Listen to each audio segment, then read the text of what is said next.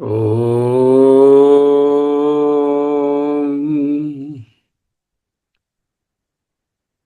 ఓం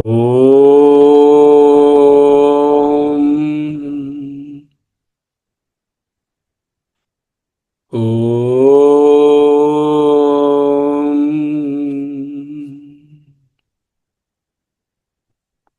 స్థిర సుఖమాసనం. అహమస్మి అహమస్మి. గీతా బోధన ఎవరికి చేయాలి? ఫలస్థుతి అనే సందర్భంలో ఉన్నాం. ఇదంతేన అతపస్కాయ న భక్త అభక్తాయ చ కథాత్ కదాచన నా చ అశుశ్రూషవే వాచ్యం న చ మాం యో అభ్యసూయతి. తర్వాత యయిమం పరమం గుహ్యం మద్భక్తేష్వభిధాస్యతి భక్తిం మయిం పరాం కృత్వా మామేవైష్యసి అసంశయః. ఈనాడు నచ తస్మాన్ మనుష్యేషు కశ్చిన్మే ప్రియకృత్తమః భవితా నచ మే తస్మాత్ అన్యః ప్రియతరో భువి. వీటిని ఫలస్థుతి వాక్యాలు అంటారు. స్తుతి అనగానే తెలుస్తుంది ఇవి అర్థవాద వాక్యాలు అని. నచ తస్మాత్ అంటే శాస్త్ర సంప్రదాయకృతో, శాస్త్రమును శిష్యులకు అందజేయుట అనే పరంపరను నిర్మాణం చేసిన అట్టివాని కంటే, ముందు శ్లోకంలో ఏం చెప్పారు గురువుగారు? ఇమం పరమం గుహ్యం మద్భక్తేషు అభిధాస్యసి. అభిధాస్యతి అంటే బోధించుతారు. ఎవరైతే గురు పరంపరను ఏర్పాటు చేసి ఈ శాస్త్రాన్ని క్రమేణా ఒకరి నుంచి ఒకరికి నేర్పిస్తూ ఉంటారో వాళ్ళకంటే, నచ తస్మాత్ వారికంటే, ఎవరికంటే శాస్త్ర సాంప్రదాయకృత, శాస్త్రమును శిష్యులకు అందజేయుట అనే పరంపరను నిర్మాణం చేసినటువంటి గురువుల కంటే మనుష్యేషు మనుష్యాణం మధ్యే, మనుష్యేషు మనుష్యుల యందు అంటే అటువంటి మానవుల మధ్య కశ్చిత్ మే అంటే మమ ప్రియకృతమ, కశ్చిత్ అటువంటి వాడు ఎవడైనా సరే ఈ సాంప్రదాయాన్ని సాంప్రదాయం అనకూడదు, సంప్రదాయాన్ని పాటిస్తూ ఉంటారు. అటువంటి వాడు అంటే గురు పరంపరను నిలబెడతారు. అటువంటి వారు ప్రియకృతమ, అతిశయేన ప్రియకృత్, అధికముగా అతిశయించి ప్రియమైన వాడు అవుతాడు. తతః అందువలన అతని కంటే అన్యః ఇంకొకడు ప్రియకృతమః నః అస్తి ఏవ, అంటే ఇతని కంటే ప్రియుడైన వాడు మరెవడు లేడు. అందుకే తస్మాత్ అన్యః ప్రియతరో నభువి, అంటే భూమి మీద ఇంకెవడు ఇంతకంటే ప్రియుడు లేడు. అంటే ఏమిటి ప్రియము ఉండడము లేకపోవడము? భగవంతుడు ఒకడో మనిషి కృష్ణ పరమాత్మ రూపం ఏదో ఉన్నదా అర్థము? ఆయనకి ప్రియులు కొందరు ఉంటారు, అప్రియులు కొందరు ఉంటారు. ఎవరైతే అక్కడ ఒక మనిషి ఉన్నారు, ఒక పెద్ద ఆయన అనేటటువంటి కాన్సెప్ట్ కాదు కదా. అంటే ఏం చెప్తున్నారు? ఇటువంటి శాస్త్రోపదేశాన్ని, గీతోపదేశాన్ని పరంపరయా బోధించండి. బోధించడం అనేది అత్యంత ఉత్తమమైనటువంటి కార్యము అని చెప్పడం తప్ప ఇక్కడ ఒకరికి ప్రియమైన వారు, ఇంకొకరు అప్రియమైన వారు, నేను అంటూ ఒక మనిషి ఉన్నారు, ఆ విధంగా భావించకూడదు. తతః అన్యః ప్రియకృతమో నాస్తి ఏవ ఇది అర్థో వర్తమానేషు. అంతేనా? ఇప్పుడు ప్రస్తుత కాలంలో ఎవడు లేడు. నా భవిత అంటే నా భవిష్యతి కాలే అపి నాస్తి, ముందు కూడా ఎవడో ఉండబోడు. ఎందుకంటే గీతాశాస్త్రాన్ని పరంపరగా బోధించడం అనేది ప్రధాన లక్ష్యంగా పెట్టుకోండి. ఎవరికి బోధించాలి అనేటటువంటిది చెప్పారు 67లో. ఇదంతేన అతపస్కాయ, ఎవరైతే వివేకం లేదో వాడికి చెప్పద్దు. నా అభక్తాయ, ఎవరికి డెడికేషన్ డివోషన్ లేదో వాడికి చెప్పవద్దు. ఎలాంటి పరిస్థితిలోనే కదాచన. నచ అశుశ్రూషవే, వినాలనే ఆకాంక్ష, శ్రవణం చేయాలనే ఆకాంక్ష లేని వాళ్ళకు చెప్పవద్దు. అంతేగా ఇంకోడు యమాం అభ్యసూయతి, ఎవడైతే అన్నిట్లోనూ తప్పులు పడుతూ ఉంటాడో, బూరిలో తప్పులు ఎంచుతూ ఉంటాడో అటువంటి వాళ్ళకు కూడా చెప్పవద్దు. అయిపోయింది. అయితే ఎవరు చెప్పాలి? గురువుగారు అందరికీ తప్పకుండా చెప్పాలి. అటువంటి గురువులకు, ఉత్తమమైనటువంటి సాధకుడైన గురువు రెండు పనులు ఉంటాయి వాడికి. ఒకటేమిటి? అధ్యయనము, రెండవది అధ్యాపనము. స్వాధ్యాయ ప్రవచన నా ప్రమదితవ్యం అని ప్రామిస్ చేసాము. అక్కడ ప్రమదిత అంటే నా ప్రమదితవ్య అంటే చేయను, అంటే దానిని నేను నిర్లక్ష్యం చేయను, అధ్యయనాన్ని అధ్యాపనాన్ని అని అక్కడ చెప్పుకున్నాం తైత్రీయంలో. చేత అటువంటి గురువు ఉత్తమ లోకాలను లేక నన్ను పొందుతాడు అంటూ చెప్పారు. అటువంటి వారికంటే నాకు ప్రియమైన వాడు, అతిశయించిన ప్రియమైన వారు మరెవరు లేరు. అంటే ఏమిటి? గీతా బోధన నిరంతరం ఎన్ని జనరేషన్స్ అయినా కొనసాగుతూనే ఉండాలి అని ఒక ఆకాంక్ష. దానికి స్తుతి వాక్యం అన్నమాట. నచ తస్మాన్ మనుష్యేషు కశ్చిన్మే ప్రియకృత్తమః భవితా నచ మే తస్మాత్ అన్యః ప్రియతరో భూయి. ఇప్పుడు కానీ రాబోయే కాలంలో కానీ ఇంతకంటే మంచి పని చేసినవాడు మరొకడు ఉండడు. గీతా బోధనను చెప్పిన విధంగా క్రమంగా పరంపరగా బోధించండి అని ఇన్స్ట్రక్షన్. ఒకడు ప్రియము ఒకడు అప్రియము అంటూ ఒకడేం ఉండదు. మనుష్యేషు సహ ప్రియకృత్తమ, సహ అంటే ఎవరైతే గీతా బోధనను ఇతరులకు అందజేస్తారో అటువంటి నిష్ఠతోనున్నటువంటి గురువు మనుష్యేషు, మనుష్యులందరిలోనూ ప్రియకృత్తమ, అత్యంత ప్రియమైన వ్యక్తి. ఎందుకు? అత్యంత ప్రియమైన పని చేశాడు కాబట్టి అత్యంత ప్రియమైన ఆ వ్యక్తి. వచ్చినటువంటి మన తాలూకా పుట్టుకకు ఒక ముఖ్యమైన గమ్యం ఏమిటి? భగవంతుని గమ్యం ఏమిటి? పరిత్రాణాయ సాధూనాం వినాశాయ దుష్కృతం ధర్మ సంస్థాపనార్థాయ అన్నారు. ధర్మాన్ని ఉద్ధరించడానికి, సనాతన ధర్మాన్ని, వైదిక సాంప్రదాయాన్ని పునరుద్ధరించడానికి. అందుకే భగవత్పాదులు అంత కష్టపడి ఈ వైదిక ధర్మాన్ని, సాంప్రదాయాన్ని నిలబెట్టడానికి కోసం అన్ని పాటలు పడి మనందరికీ ఇన్ని విశేషాలుగా బోధించారు. అటువంటి గురువు కూడా నాకు చాలా ప్రియుడవుతాడు. భవితా నచమే, ఇప్పుడు గీత బోధ చేస్తున్నప్పుడే కాదు, ఫ్యూచర్లో కూడా, భవిష్యత్తులో కూడా ఆచార్యుడే అత్యంత ప్రియుడు. తస్మాత్ దేర్ఫోర్ అన్యః ప్రియతరో భువి, అతడి కంటే వేరెవరు నాకు ప్రియతరుడు కాలేరు. గీతా ఆచార్యుడి కంటే వేరే ఎవరు ఎక్కువగా ప్రియులు కాలేరు. ఎవరంటున్నారు అంటే డైరెక్ట్గా ఆ భగవంతుడే చెప్తున్నాడు ఈ వాక్యం. అంటే అర్థం ఏమిటి? ఒక ఉపసిద్ధాంతం. అవకాశం దొరికితే మీకు కానీ అటువంటి శక్తి సామర్థ్యాలు భగవంతుడు ఇచ్చి ఉంటే, చదువుకుందామనే ఆసక్తి ఉంటే బోధించడం మానకండి. మీకు ఎంత వచ్చింది, నేను శంకరాచార్యులు అంత పండితుడని అయిపోయానా లేదా అనేటటువంటి ఆలోచన అక్కర్లే. ఎంత తెలిస్తే అంత. తప్పు చెప్పకుండా, ఉన్న విషయాన్ని మళ్ళించి మరో విధంగా తిప్పకుండా, అక్కడ శాస్త్రంలో ఉన్నది జాగ్రత్తగా చదువుకొని ఇతరులకు అందించడం అనేటటువంటి కార్యక్రమము అత్యంత ఉత్తమమైనటువంటి కార్యక్రమములలో ఒకటి. ఇటువంటి దానిని కర్మ అనరు. ఇటువంటి దానిని సాపేక్షిక కర్మ లేకపోతే కామ్య కర్మ అనరు.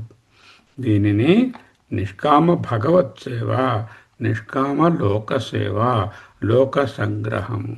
బెస్ట్ ఎగ్జాంపుల్ మన భగవత్పాదుల వారి. అదేమిటండి, నేనేమిటండి, గీత ఏమిటండి, బోధన చేయడం ఏంటండి, నాకు వచ్చింది ఏముందండి, ఇలాంటి నిమ్నభావం అక్కర్లా. చదవాలి, జాగ్రత్తగా డీప్గా చదవాలి. ఏ గీతో ఉండపనిషత్తో మాండూక్యోపనిషత్తు మరోటో ఏదైనా సరే జాగ్రత్తగా అధ్యయనం చేయాలి. చేసిన దాన్ని ఎదుటి వాళ్లకు ఎంతవరకు అందింది అని ప్రయత్నంలో ఏ విధమైనటువంటి శక్తి వంచన లేకుండా చేయాలి. ఇటువంటి వాళ్ళు అత్యంత ప్రియులు. ఎవరికి? ఆత్మకు. ఆత్మకు ప్రియులంటే ఏమిటి? మీకు మీరే ప్రియులు. స్వాధ్యాయ ప్రవచనేన ప్రమదితవ్యం. రెండు ధర్మాలు ఉన్నాయి. శాస్త్రాన్ని అధ్యయనం చేయడం ఒక ధర్మము, ఇంకొకరికి నలుగురికి పంచడం ఇంకొక ధర్మము. ఇది మానవద్దు. భూమి మీద నాకు ఆధ్యాత్మిక గురువు కన్నా ప్రియమైన వాడెవరు లేడు. రకరకాల గురువులు ఉంటారు. మెడిసిన్ బోధించే ప్రొఫెసర్లు ఉంటారు, కంప్యూటర్ సైన్స్ బోధించే ప్రొఫెసర్లు ఉంటారు, రకరకాలైనటువంటి గురువు వీణ నేర్పించే గురువులు ఉంటారు, మరొకరు ఉంటారు. ఆ గురువులందరికన్నా ఆధ్యాత్మ జ్ఞానాన్ని పంచిపెట్టేటటువంటి గురువు అత్యంత ప్రియుడు, అత్యంత ప్రయోజనకరమైనటువంటి పని చేస్తున్నవాడు అని అర్థం. ఈ విధంగా గీతాబోధన చేసే ఆచార్యునకు రెండు ఫలితాలు చెప్పారు. ముందు శ్లోకంలో ఏంటంటే ఏం చెప్పారు? మామే వైశ్యసి అసంశయ అన్నారు. అంటే పరమాత్మలో ఐక్యమవుతాడు. ప్రియకృతమ అంటే జీవించి ఉండగానే ఆత్మకు లేక పరమాత్మకు అత్యంత ప్రియుడవుతాడు.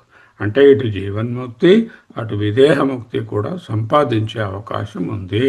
అంచేత నీకు ఏదైనా ఇన్క్విజిటివ్నెస్ ఉంటే, నాలుగు ముక్కలు చదువుకొని ఉంటే గట్టిగా దాన్ని దృఢపరుచుకొని ముందు దానిని నీవు క్లారిఫై చేసుకుని దాని యందు నిలిచి నమ్మి ఇతరులకు అందించాలి. అంతేగాని ఇక్కడ ప్రియుడు అప్రియుడు అక్కడ ఆయన కూర్చున్నారు, ఆయనకి వీళ్ళంటే ఇష్టం, వాళ్ళంటే ఇష్టం లేదు. ఆత్మకు లేక పరమాత్మకు బ్రహ్మకు ఇష్టాయిష్టాలు ఉండవు. అవి ఇష్టాయిష్టాల పరిధిని దాటినటువంటి తత్వము కదా. చేత ప్రియకృత్తమహ అనేదాన్ని జాగ్రత్తగా అర్థం చేసుకోవాలి. అహమస్మి, అహమస్మి, అహమస్మి, అహమస్మి. ఒక్క నిమిషం లోతుగా గాలి పీల్చుకుని వదులుతూ వదిలే సమయంలో ఓం అని చెప్పండి. ఓం, ఓం,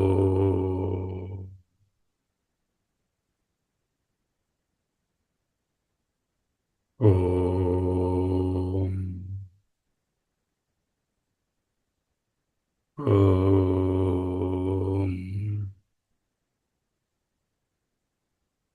ఓం,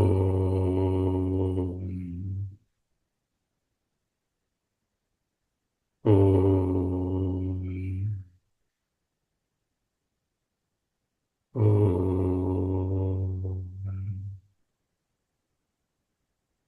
ఓం, ఓం. భగవత్పాదుల వరకు ఎందుకు, ఇప్పుడు మన సమాజంలో మనతో పాటే ఉంటున్నటువంటి ఇతర ఆచార్యులు, స్వామీజీలు, పుస్తకాలు రాసిన వాళ్ళు, లోతుగా పరిశీలించిన వాళ్ళు, వీడియోస్ మూలంగా ప్రచారం చేస్తున్న వాళ్ళు, టైం దొరికినప్పుడల్లా వాళ్ళ తాలూకా సమయాన్ని వెచ్చించి ప్రవచనాలు చేసి మనను మార్గదర్శకులై మనకు ఒక సరియైన మార్గంలో పెడుతున్న వాళ్ళు అందరూ కూడా ఇటువంటి మంచి పనిని చేస్తున్నటువంటి ఉత్తముడే.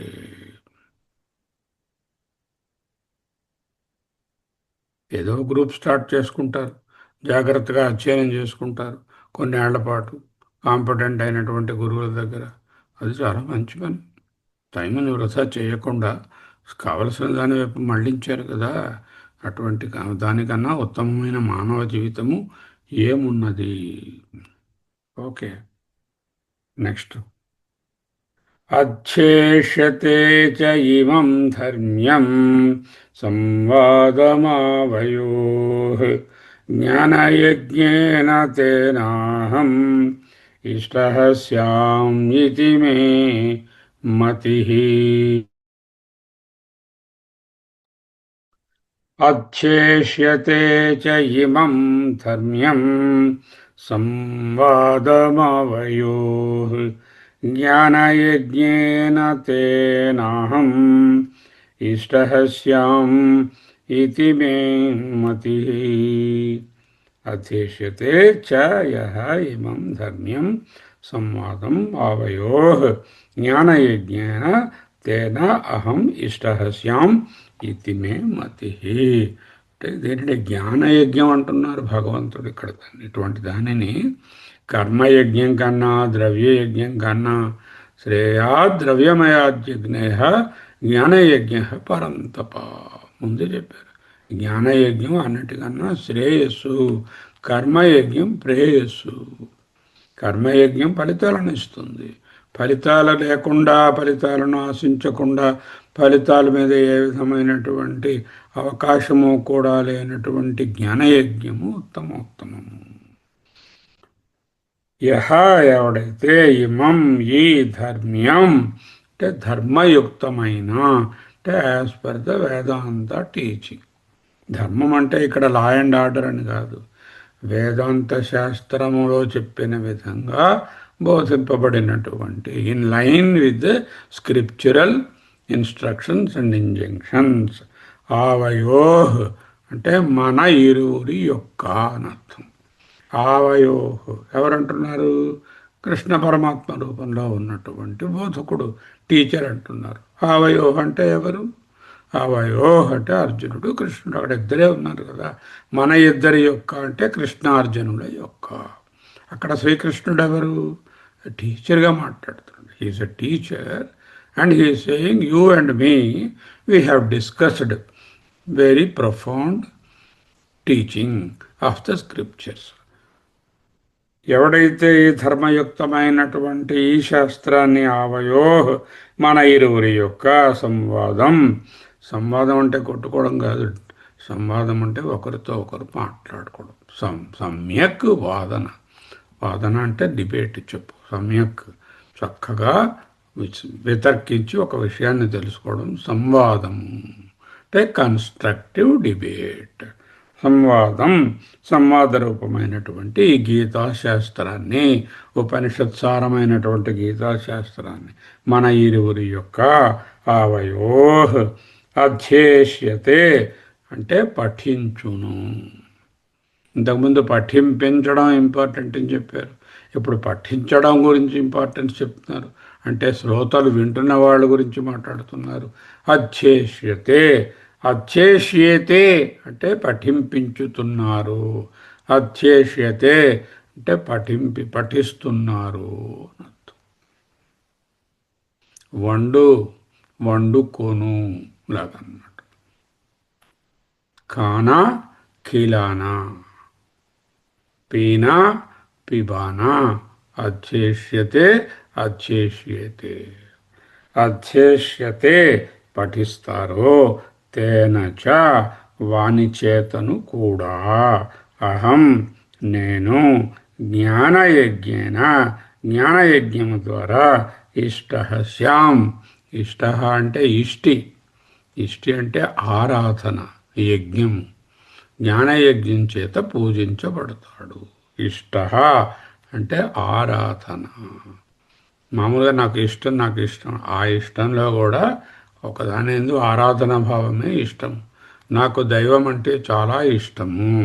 ఇష్టం అంటే ఏంటి? ఆరాధన భావము గలదు అని అర్థం. ఇష్టః స్యామ్ పూజితుడు అగును. ఇది అని మే మతి, నా అభిప్రాయం. ఎవరైతే దీనిని జాగ్రత్తగా శ్రీకృష్ణార్జున సంవాద రూపమైనటువంటి గీతాశాస్త్రాన్ని జాగ్రత్తగా అధ్యయనం చేస్తారో, అందుకే అధ్యేష్యతే అన్నారు. అధ్యయనం చేస్తారు. ఈ చెవిలో విని ఈ చెవిలోంచి వదిలేయడం కాదు, దానిని జాగ్రత్తగా అధ్యయనం చేస్తారు. అంటే ఇంకించుకుంటారు, జీర్ణం చేసుకుంటారు. అటువంటి వాళ్ళు ఫ్యూచర్ బోధకులు అవుతారు. వాళ్ళ ద్వారా నలుగురికి అందుతుంది. అటువంటి వాడు నన్ను జ్ఞానయజ్ఞం చేత పూజించిన వాడు అగును. జ్ఞానయజ్ఞం చేత నన్ను అర్చించినవాడు, ఆరాధించినవాడు అగును. ఇది అని మే మతి, నా అభిప్రాయం. This is my conclusion. So what we have to do? People who are adept and capable of teaching must ever teach this Gita Shastra to the competent persons. ఆ విచక్షణ చేసుకుని ఎవరికి బోధించాలి, ఎవరికి కూడదు అని తెలుసుకొని చేయాలి.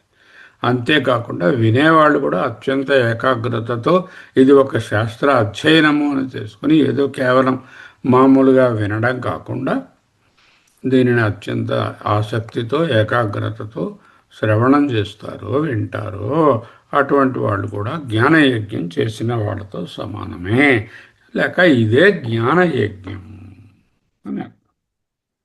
అంటే వింటున్న వాళ్ళ తాలూకా స్తుతి వాక్యాలు యథాతథంగా తీసుకోకూడదు. నాకు ఇష్టుడు నాకు యజ్ఞం చేశాడు అంటే దానిలో ఉన్నటువంటి ఔన్నత్యాన్ని పొగిడి చెప్తున్నారన్నమాట. అదే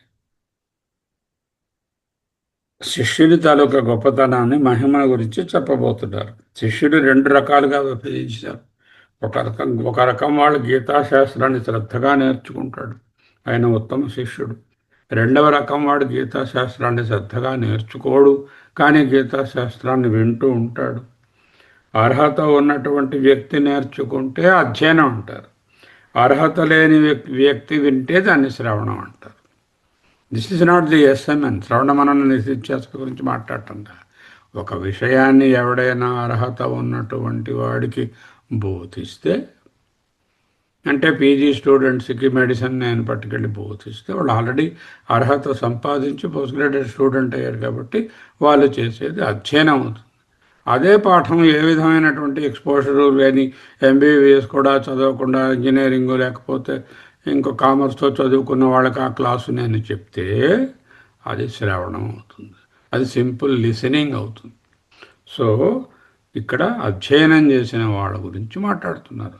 అంటే అర్హత ఉండి అధ్యయనం చేసినటువంటి వాళ్లకు అధ్యేష్యతే అనే పదం చూపిస్తుంది. అధ్యయనం అంటే ఏమిటండి? నిన్న కూడా చదివాం మనం. ఉపనిషత్ శాస్త్ర అర్థ ఆలోచన పరస్య. ఉపనిషత్ శాస్త్రం, వేదాంత శాస్త్రము, దాని యొక్క అర్థము అంటే దాని యొక్క మీనింగ్ అని కాదు, దాని యొక్క ప్రయోజనము. ప్రయోజనం అంటే అల్టిమేట్ టీచింగ్ ఏమిటి? దానిని ఆలోచన పరస్య, చక్కగా వితర్కించి ఆలోచించి మననం చేసి చదువుకుని మననం చేసిన వాళ్ళు, అటువంటి ఆలోచన మామూలు ఆలోచన కాదు, పరుడు అంటే అదే ఉత్తమంగా ఎంచుకుని టైం దొరికినప్పుడల్లా నిరంతరము దాని అందే నిలిచి ఉన్నవాడు ఎవడైతే ఉన్నాడో వాడే అధ్యయనం చేస్తున్నవాడు అని అర్థము.